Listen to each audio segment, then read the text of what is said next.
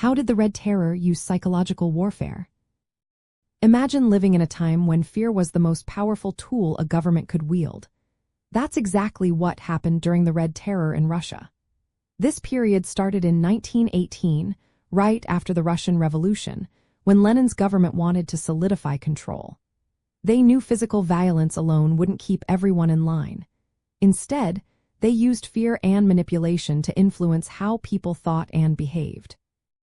One way they did this was through propaganda.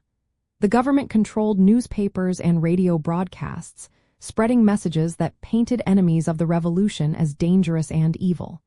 They told stories that justified violence, making it seem necessary to protect the new socialist state. This way, people saw violence not as brutality but as a defense of the revolution. The media became a weapon to shape public opinion and create a climate where violence was accepted as part of the fight for a better society. Public executions played a big role too. The government staged violent acts in front of crowds to show their power. These displays of violence made everyone aware that resistance could lead to public shame or worse. The idea was to make the population afraid to oppose the government openly. Seeing others punished or executed created a psychological barrier that discouraged rebellion or dissent. The secret police, known as the Cheka, used psychological torture during interrogations. They employed methods like sleep deprivation, extended standing, and simulated drownings. They also threatened prisoners' families, making it clear that resistance could harm loved ones. These tactics broke down prisoners' mental strength, forcing confessions and compliance.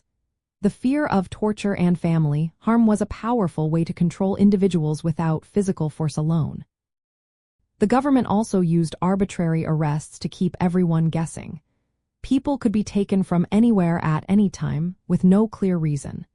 This randomness created a constant sense of insecurity.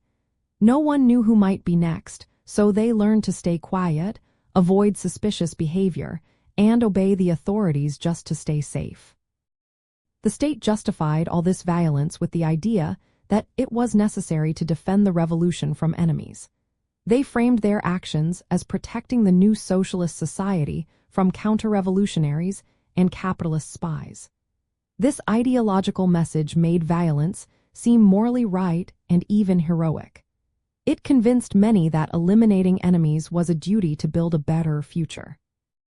The ultimate goal was to make people conform out of fear, not genuine belief. If resisting could mean death or suffering, most chose to obey. This created a society where fear kept everyone in line, even if they didn't fully support the government. The methods used during the Red Terror laid the foundation for future psychological control in the Soviet Union, showing how fear and propaganda could be just as powerful as physical repression.